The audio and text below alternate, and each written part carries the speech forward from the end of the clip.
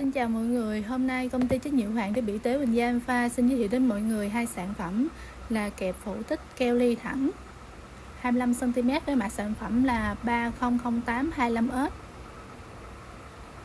Và tiếp theo sẽ là sản phẩm kẹp phủ tích keo ly cong 25cm với mã sản phẩm là 300825CS. Hai sản phẩm sẽ đến từ thương hiệu Miele của Việt Nam với kích thước là 25cm và làm bằng chất liệu là thép không rỉ, đạt tiêu chuẩn ASTM F899-2020, EN ISO 71531-2016, EN ISO 21851-2020 và đạt chứng nhận ISO 13485-2016. Sản phẩm thì nó sẽ có khắc logo và xuất xứ của hãng trên từng sản phẩm. Và trên đây em đã giới thiệu đến mọi người sản phẩm kẹp phủ tích keo ly cong và thẳng đến từ thương hiệu Miele.